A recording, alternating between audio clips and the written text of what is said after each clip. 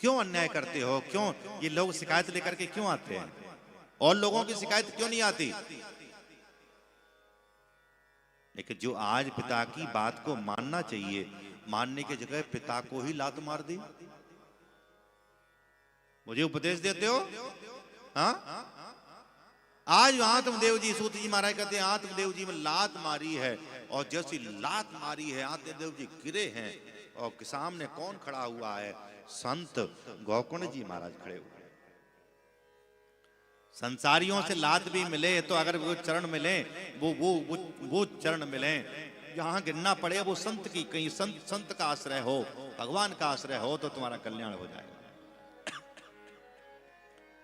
गोकर्ण जी सामने खड़े हुए। गोकर्ण जी भी पिता मानते हैं, हमारे पिताजी हैं। पिताजी आपने देख लिया, आप जो मोह करते हैं ये सब मोह जी मिथ्या है। बड़ा सुंदर उपदेश दिया है गोकर्ण जी ने, ऐसे कहते हैं गोकर्ण गीता। देहे स्तमान सरोधरे विमतिम तेजत्वम जाया सुतादिषु सदा ममता विमुंच अस्यानिशं जगदिदं क्षणभंगनिष्ठं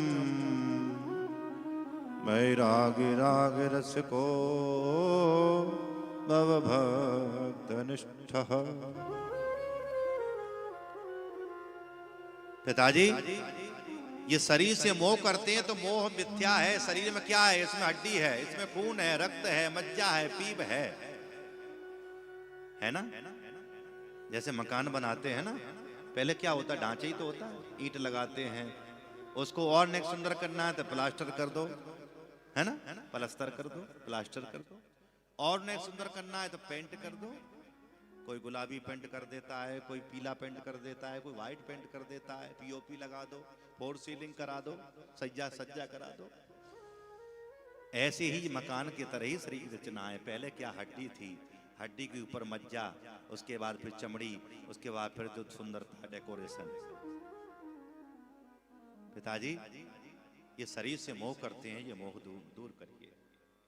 अगर आप ये कहते हैं मैं आंख हूं, अगर आप ये कहते हैं कि मैं आंख हूं,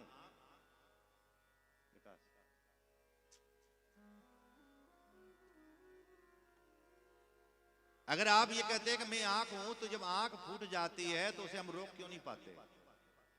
आप ये कहें कि मैं हाथ हूं, तो हाथ कभी हाथ में ऐसी बीमारी हो जाती है कि लाखों रुपए ठीक करने के बाद हम हाथ को हम ठीक नहीं कर पाते।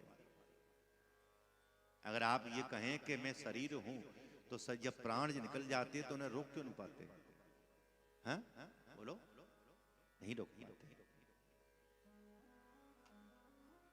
ये जीवन कुछ नहीं चलता हुआ सफर है।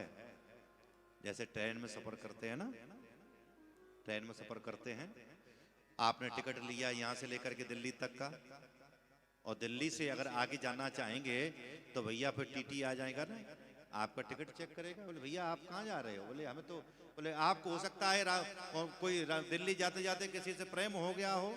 बोले भैया मित्र, हम तो आपके साथ पंजाब चलेंगे और जम्मू कश्मीर हम आपके साथ चलेंगे और यहाँ वहाँ चलेंगे। लेकिन काले कोट वाले आएंगे, कहेंगे टिकट तो तुम्हारा दिल्ली तक का है, आगे कहाँ जा रहे हो? फाइन लगेगा। स्टेशन आपका आया है तो उतरना पड़ेगा, मथुरा स्टेशन आया है तो उतरना पड़ेगा, आगे जाएंगे तो फाइन लगेगा। ऐसे ही आपका जो स्टेशन आया है उस स्टेशन पर उतरना पड़ेगा, आगे जाने की चेष्टा करेंगे। संसार में अगर ये मोह करते करते अगर किसी आप आगे यात्रा करना चाहेंगे तो भैया वो काले कोट वाला टीटी जब आ जाएगा कि टिकट चेक करेगा, अगर आपका टिकट स्थान से अलग पहुंच गया जाता है, आप उस अपने गंतव्य स्थान से आगे बढ़ जाते हैं तो फाइन होता है।